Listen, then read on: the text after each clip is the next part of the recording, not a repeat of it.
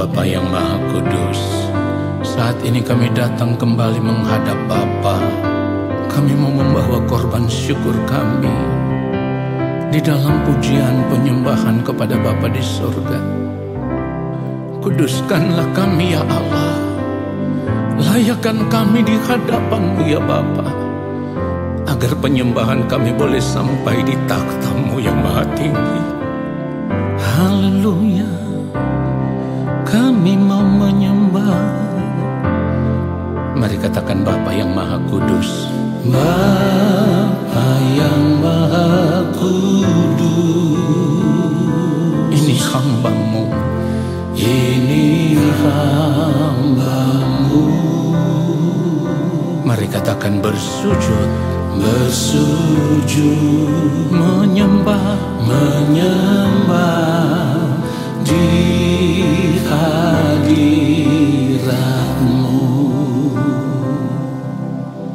Oh, Bapa yang maha mulia, Bapa yang maha mulia, ini hamba-Mu, ini hamba-Mu.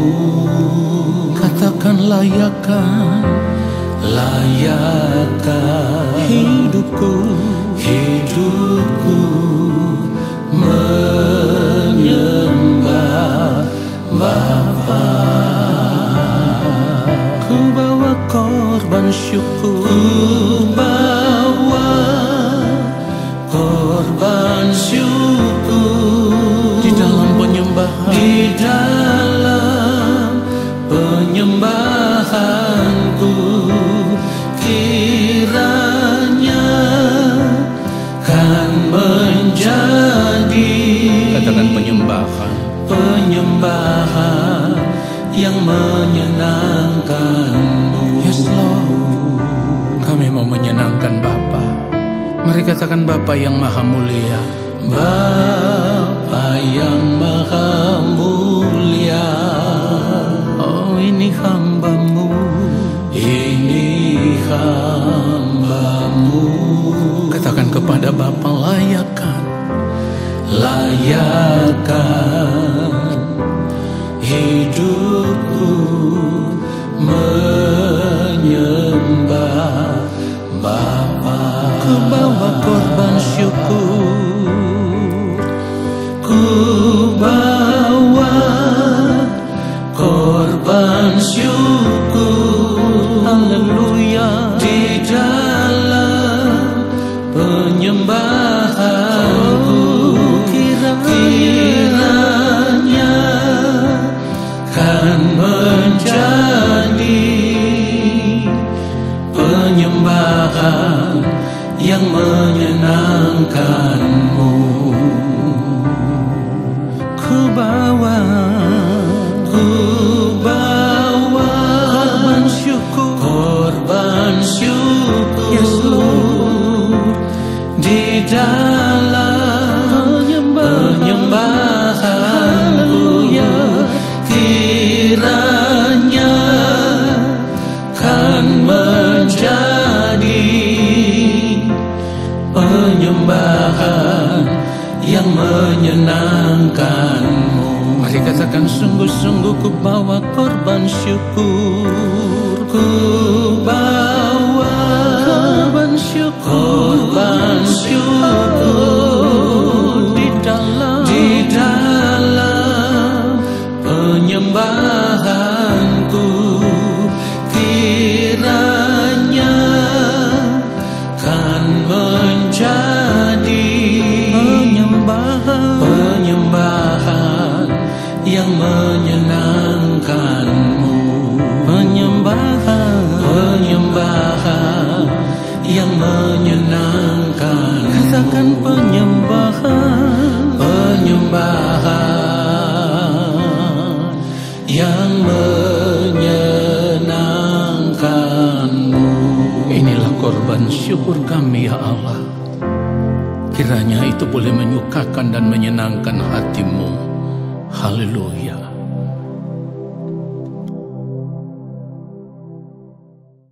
Mari kita siapkan hati kita. Yang Maha Kudus, Allah Bapa kami yang ada di dalam kerajaan sorga. Ini adalah saat di mana kami mau tetap duduk diam di dalam hadirat-Mu ya Tuhan. Kami mau tenggelam semakin dalam di dalam hadirat Tuhan, dan kami mau menanti-nantikan lawatan Tuhan atas setiap kami. Kami merindukan akan kebenaran firman-Mu ya Bapa. Oleh sebab itu, biarlah saat ini Bapa berkenan berbicara bagi kami, menyampaikan isi hati Bapa kepada kami semua. Supaya ketika kami mendengar akan kebenaran firman-Mu, kami semua mau berjuang untuk hidup seturut dengan firman-Mu. Kami mau tetap tinggal di dalam firman-Mu dan firman-Mu tinggal di dalam kami. Kami mau berjuang untuk hidup di dalam kesucian, kekudusan Allah, di dalam kebenaran Allah, di sepanjang sisa umur hidup kami. Supaya dalam hari-hari hidup kami, Bapa menemukan kami hidup sebagai anak-anak Allah Bapa di sorga, dalam kesucian, dalam kekudusan dan kebenaran-Mu. Roh Kudus Tuhan, urapilah kami semua. Berikanlah kepada kami hikmat pengertian ya Allah Roh Kudus, supaya ketika kami mendengar, kami mengerti. Lalu ketika kami mengerti, kami hidup melakukan apa yang menjadi kehendak Bapa. Yang mulia, hamba-Mu hanyalah alat yang tidak dapat berbuat apa-apa. Jika Bapa tidak mengurapi hamba, di dalam pengurapan Roh Kudus, hamba tidak dapat berbicara menyampaikan kebenaran firman-Mu. Hamba mohon belas kasihan Bapa, dalam pengurapan kuasa Roh Kudus, biarlah hamba dipenuhi dengan hikmat sorgawi untuk menyampaikan setiap kebenaran firman-Mu, supaya apa yang hamba sampaikan itu merupakan kebenaran yang berasal dari hati Bapa, dari pikiran dan perasaan Bapa. Di dalam nama Tuhan Yesus Kristus, kami siapkan hati kami untuk kebenaran firman Tuhan saat ini. Haleluya. Amin. Saudara yang dikasihi oleh Tuhan Yesus Kristus, kita harus benar-benar menyadari bahwa ketika kita hidup sebagai orang percaya, itu artinya kita dipanggil untuk mengenakan kehidupan Kristus. Dengan kata lain, kita dipanggil untuk hidup di dalam standar kekudusan Allah Bapa di sorga. Kita dipanggil untuk hidup di dalam kesucian, kekudusan, dan kebenaran Allah. Inilah panggilan hidup kita sebagai orang percaya. Kita semua harus menyadari akan hal ini. Sebab kalau kita mau belajar akan kebenaran firman Tuhan, dari kebenaran-kebenaran firman Tuhan yang ada begitu banyak kebenaran firman Tuhan yang berbicara tentang kekudusan Allah. Ya, ini artinya kekudusan Allah itu diperkenalkan kepada manusia untuk menunjukkan bahwa Allah tidak pernah menghendaki umatnya, anak-anaknya atau orang percaya berkeadaan tidak sesuai dengan kekudusannya. Sebab dari kebenaran firman Tuhan yang ada, saudaraku, kalau berbicara tentang kekudusan, ada penekanan-penekanan khusus bahwa sebagai orang percaya, sebagai anak-anak Allah, kita harus benar-benar ada dalam kekudusan Allah. Itulah kenapa kalau kita melihat kebenaran firman Tuhan di dalam 1 Petrus 1 ayat yang ke-16, kalau kita baca, itu kita diperintahkan untuk benar-benar hidup kudus seperti Allah. 1 Petrus 1 ayat 16, sebab ada tertulis, kuduslah kamu sebab aku kudus. Nah, saudara yang dikasihi oleh Tuhan Yesus Kristus, perintah ini bukan saja baru ditulis kepada umat perjanjian baru, tetapi sudah ditulis sejak umat perjanjian lama, ditulis kepada umat pilihan Allah, bangsa Israel yang saat itu dipilih oleh Allah, dan Allah mau mereka hidup di dalam kekudusannya. Dan saat ini sebagai orang percaya, kita pun diperintahkan untuk hidup dalam kekudusan Allah. Kuduslah kamu sebab aku kudus. Artinya kalau kita tidak hidup di dalam kesucian, kekudusan Allah, tidak hidup di dalam kebenaran Allah, maka keadaan hidup kita tidak sesuai dengan apa yang Allah kehendaki atau tidak sesuai dengan kekudusan Allah. Oleh sebab itu, kita diperintahkan untuk hidup dalam kekudusan Allah.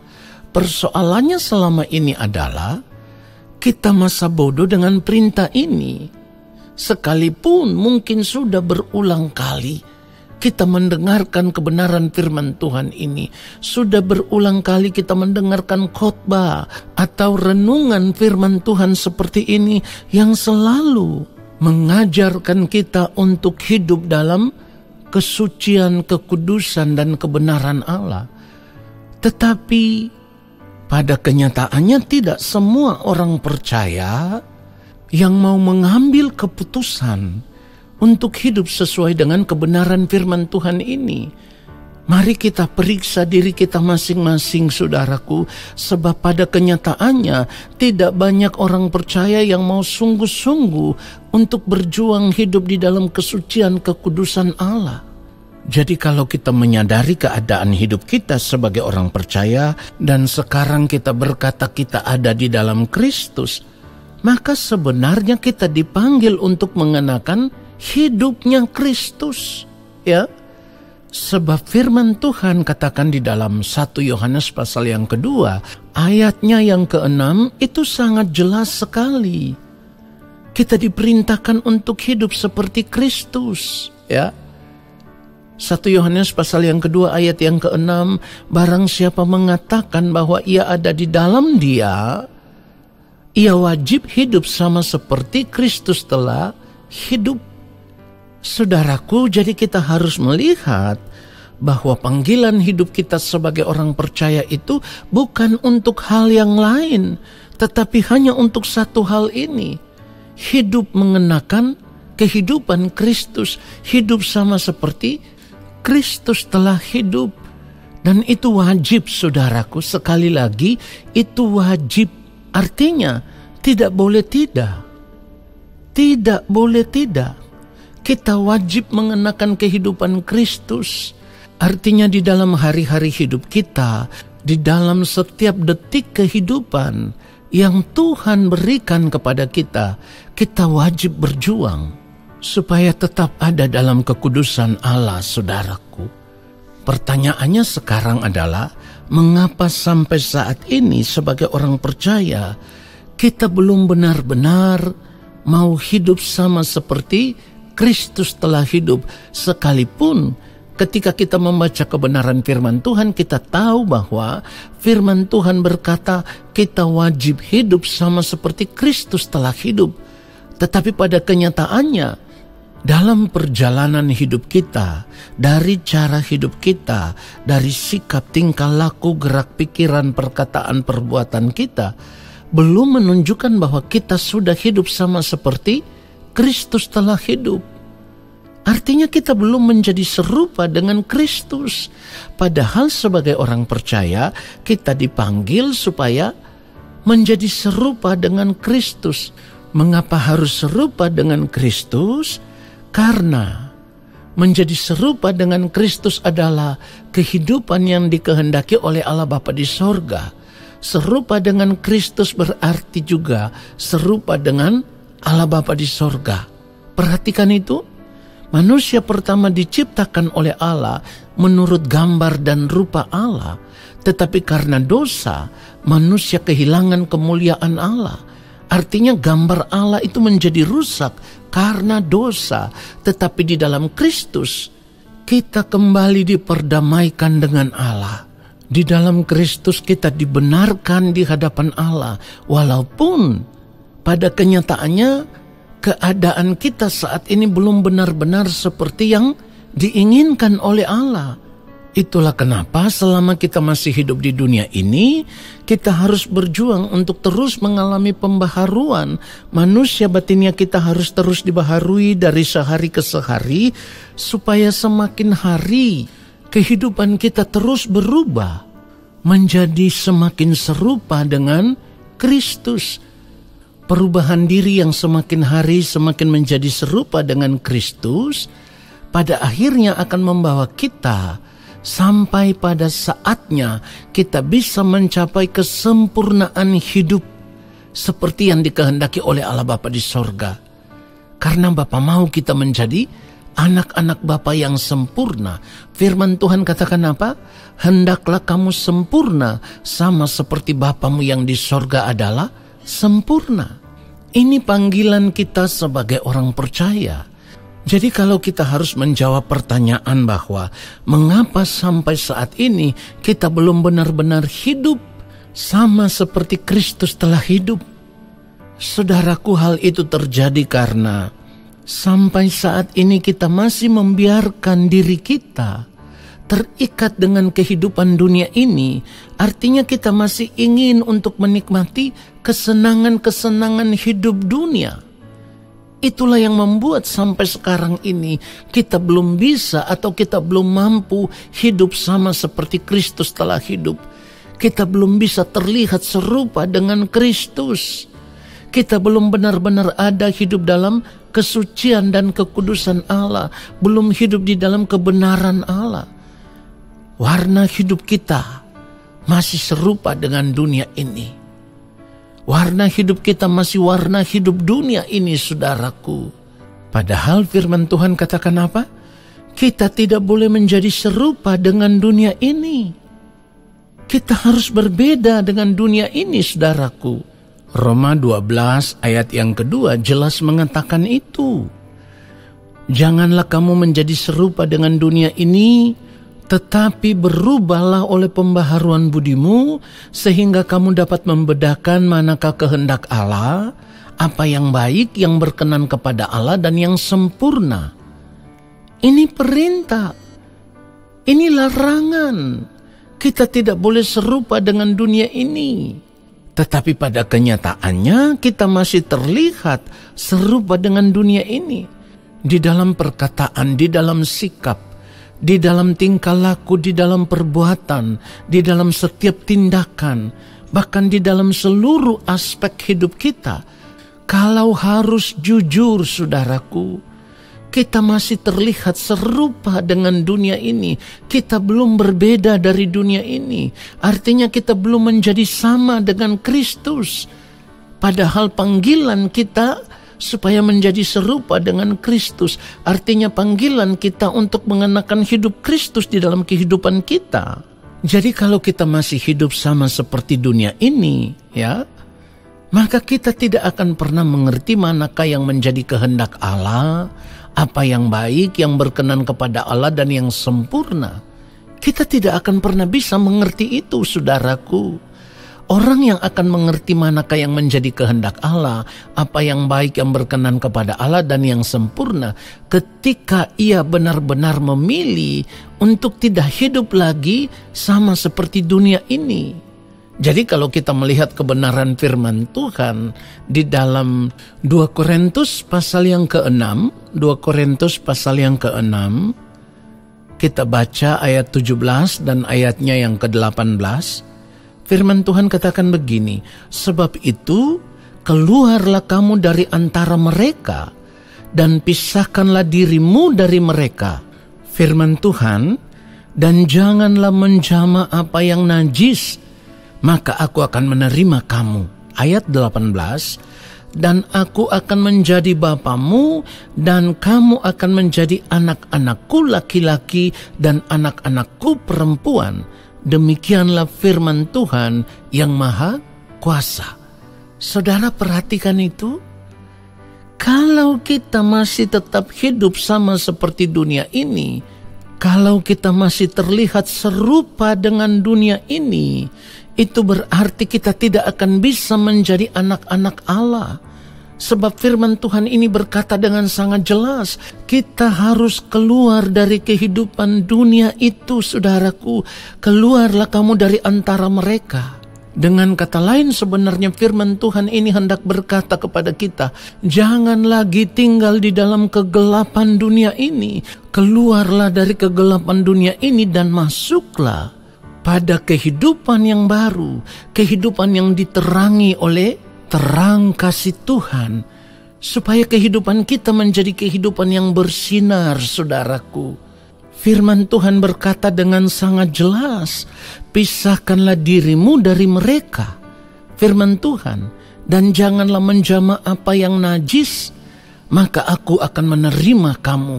Artinya, kalau kita tidak mau pisahkan diri kita dari kehidupan dunia ini, kita tetap hidup di dalam kenajisan hidup dunia ini, saudaraku, maka Allah Bapa di sorga tidak akan mungkin bisa menerima kita. Karena kehidupan kita tidak ditemukan sama dengan kehidupan yang dikehendaki oleh Bapa, atau tidak ditemukan sama dengan kehidupan Kristus. Padahal tadi firman Tuhan sudah berkata, kita wajib hidup sama seperti Kristus telah hidup. Itu yang harus kita perhatikan. Kita pisahkan diri dari dunia ini, baru Bapa akan menerima kita. Bukan saja menerima, tetapi Allah Bapa di sorga bersedia menjadi Bapa kita. Sebab dikatakan, dan aku akan menjadi Bapamu, dan kamu akan menjadi anak-anakku laki-laki, dan anak-anakku perempuan. Perhatikan itu. Tetapi kalau kita tidak mau keluar dari kehidupan dunia ini, kita tetap mengikatkan diri kita dengan dunia ini, hidup di dalam percintaan dunia, hidup bersahabat dengan dunia ini, saudaraku, maka kehidupan kita menjadi kehidupan yang tidak berkenan di hadapan Allah Bapa di sorga. Sebab seperti yang firman Tuhan katakan, orang yang hidupnya bersahabat dengan dunia ini, ia telah menjadikan dirinya musuh Allah. Kenapa kita tidak menyadari akan hal ini? Kenapa kita masa bodoh dengan kebenaran firman Tuhan ini, saudaraku? Padahal sebagai orang percaya, kita semua merindukan bahwa nanti ketika berada di balik kematian, kita bisa diterima di dalam kerajaan Allah Bapa di sorga. Tetapi firman Tuhan berkata dengan sangat jelas, kalau kita masih tetap hidup sama seperti dunia ini, Tuhan tidak akan menerima kita menjadi anak-anaknya. Artinya kita tidak akan mungkin bisa diterima di dalam kerajaan Allah Bapa di sorga. Jadi jangan lagi masa bodoh dengan kebenaran ini. Kalau sudah mengerti kebenaran ini, lalu kita tidak mau berubah. Saya mau katakan dengan jujur, saudaraku, kita sendirilah yang menyerahkan kehidupan kita ke dalam kebinasaan kekal. Ingat itu. Kalau sampai nantinya kita tidak diakui sebagai anak-anak Allah Bapa di sorga, itu karena keputusan yang salah yang sudah kita buat selama kita masih hidup di dunia ini dan berakibat fatal, di mana pada akhirnya kita akan ditolak oleh Allah. Jadi jangan main-main dengan hal ini, saudaraku. Hidup sebagai orang percaya berarti harus tetap hidup di dalam kesucian kekudusan Allah. Kesucian hidup bagi orang percaya adalah harga mati yang tidak bisa ditawar. Karena kenapa? Karena Allah tidak ingin menemukan anak-anaknya tidak berkeadaan sama seperti hidupnya. Ingat, kita dipanggil untuk hidup sama seperti Kristus telah hidup. Tidak lagi hidup di dalam kecemaran, ya, tetapi hidup di dalam kekudusan. Kristus hidup di dalam kesucian, kekudusan, kebenaran, hidup di dalam ketaatan penuh. Lalu kalau kita melihat hidup kita, sampai saat ini, kita masih hidup di dalam kecemaran hidup ini. Padahal seperti yang firman Tuhan katakan, kalau kita melihat 1 Tesalonika pasal yang ke-4, lalu kita membaca ayatnya yang ke-7 dan ayatnya yang ke-8, Allah memanggil kita bukan untuk melakukan apa yang cemar, melainkan apa yang kudus. Ayat 8, Karena itu, siapa yang menolak ini bukanlah menolak manusia, melainkan menolak Allah yang telah memberikan juga Roh-Nya yang kudus kepada kamu. Jadi kita harus bertindak. Jangan lagi hidup sama seperti dunia ini, tetapi kita harus keluar, tinggalkan kehidupan dunia ini, lalu kita kenakan kehidupan Kristus. Hidup di dalam kesucian, hidup di dalam kekudusan, hidup di dalam kebenaran. Supaya kehidupan kita pada akhirnya bisa ditemukan di hadapan Allah Bapa di sorga. Sama seperti yang Bapa kehendaki. Serupa dengan Kristus, sempurna seperti Bapa di sorga yang adalah sempurna. Artinya kalau kita tidak ditemukan sempurna seperti Allah Bapa di sorga yang adalah sempurna, maka kita pasti akan ditolak oleh Allah. Sama seperti apa yang dikatakan di dalam Matius pasal 7 ayat 21 sampai ayat 23 itu, saudaraku. Kita ditolak oleh Allah. Jadi kalau dikatakan firman Tuhan dalam 1 Petrus 1 ayat 15, tetapi hendaklah kamu menjadi kudus dalam seluruh hidupmu, sama seperti Dia yang kudus yang telah memanggil kamu. Maka kita pun harus hidup dalam kesucian kekudusan Allah. Kuduslah kamu sebab aku kudus. Itu perintah yang tidak bisa ditolak. Oleh sebab itu, kita harus mengambil keputusan untuk benar-benar menjaga kesucian hidup kita, supaya hidup kita menjadi hidup yang benar-benar berkenan kepada Allah. Tuhan Yesus memberkati kita semua. Amin. Saudara yang dikasihi oleh Tuhan Yesus Kristus, mari kita arahkan hati kita kepada Allah Bapa di sorga. Angkat tangan di hadapan Bapa dan terimalah berkat-Nya. Segala berkat kasih karunia daripada Allah Bapa di sorga, rahmat cinta kasih yang berlimpah-limpah dari Gembala Agung Tuhan Yesus Kristus, di dalam persekutuan dengan Roh Allah yang kudus, kiranya turun atas kehidupan kami, menyertai langkah hidup kami, memberkati kehidupan kami semua, saat ini sampai selama-lamanya. Amin.